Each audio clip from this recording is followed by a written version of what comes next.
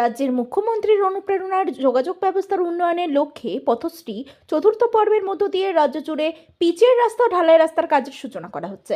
সেই মোতাবেক সারা রাজ্যের পাশাপাশি কালিয়াগঞ্জ ব্লকের একাধিক রাস্তায় কাজের সূচনা করা হচ্ছে। সোমবার কালিয়াগঞ্জ ব্লকের একাধিক রাস্তার কাজের সূচনা করা হলো ফিতে কেটে এবং নারকেল ফাটিয়ে।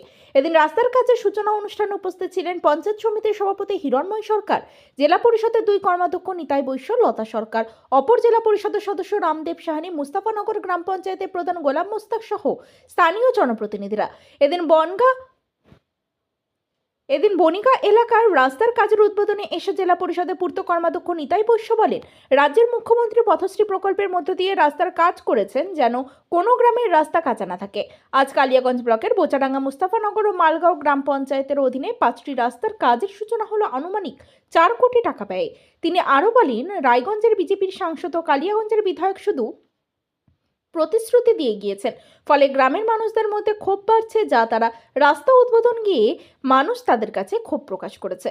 গ্রামের মানুষদের সমস্যার সমাধান করতে পারে রাজ্যের মুখ্যমন্ত্রী মমতা বন্দ্যোপাধ্যায়।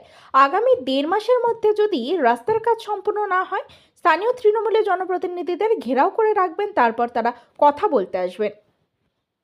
আজকে আমাদের ভান্ডার আর মুস্তাফানগর পঞ্চায়েত মিলে এবং সাথে মালগার একটা রাস্তা আছে শেষে, মোট আজকের দিনে শুধু 5টা রাস্তা আছে, যেগুলোর দৈর্ঘ্যের দিক দিয়ে ধরুন প্রতিটা রাস্তায় 1.5 কিলোমিটারের উপরে আছে এবং 5টা রাস্তাতে ধরুন 4 কোটি টাকা আনুমানিক ব্যয় আছে।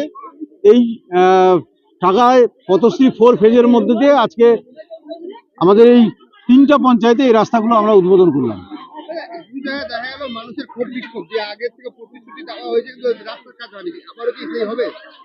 একদম ঠিক বলেছেন যে আমরা এক জায়গা নয়, বেশ কয়েক জায়গায় এই ধরনের পাচ্ছি। কারণ আমরা লাস্ট যেখানে উদ্বোধন করে আসলাম সেখানেই দেখলাম যে চাইপাড়াতে সে জায়গাতে আমাদের কালিয়াগঞ্জের বিধায়ক, যিনি বিজেপির বিধায়ক সম্মানীয় সৌমেন রায় মহাশয়, তিনি কথা দিয়ে এসেছিলেন এবং স্থানীয় যে মেম্বার তাদেরকে তারা এস্টিমেট দিয়ে আসছিলেন উনি, এবং তিনি বলে এসেছিলেন যে সেই রাস্তাটা আর 2-3-4 দিনের মধ্যেই হয়ে যাবে।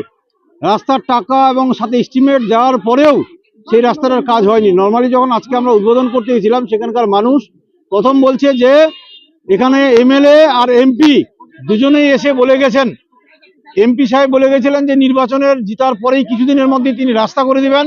তিনি প্রায় 2 বছর হতে চলেছে, দেখা নাই তার। এবং পরবর্তীকালে এমএলএ সাহেব তিনি নিজে এস্টিমেট দিয়ে আসছিলেন, তিনিও বলে এসেছেন যে রাস্তাটা আর 3-4 দিনের মধ্যে করে দিব, তিনিও করতে পারেননি। নর্মালি যখন আজকে আমরা পথশ্রী রাস্তার ওপেনিংয়ে গেলাম, ওখানকার স্থানীয় মানুষজন একই কথা আমাদের বলছিল যে আপনারাও ভাওতাবাজি ধোকাবাজি দিয়ে যাচ্ছেন। তো আমি সেখানে কথা বলে আসলাম যে 1.5 মাসের মধ্যে যদি রাস্তা না হয়, তাহলে আমাদের স্থানীয় মেম্বার আছে, তাদেরকে আপনারা একদম ধরবেন, ঘেরাও করে রাখবেন, আমরা আসবো আপনাদের কথা বলতে। আমরা নিশ্চিতভাবে জানি যে পথশ্রী প্রকল্পের মধ্য দিয়ে রাস্তা হচ্ছে, 1.5 মাসের মধ্যে যেগুলো রাস্তা আমরা উদ্বোধন করলাম সেগুলো 100% হবে। আজকে বনিগাঁতে কি করলেন? বনিগাঁতে আমাদের এখানে বনিগাঁ ভেড়াগঞ্জ থেকে পিএইচি থেকে আজকে এই বনিগাঁয়ের আমাদের হেলথ সেন্টার অবধি ভায়া ফাটাগালি হয়ে একটা রাস্তা আছে, প্রায় 80 লক্ষ টাকা ব্যয়ে একটা পথশ্রী 4 ফেজের মধ্যে দিয়ে রাস্তাটা হবে।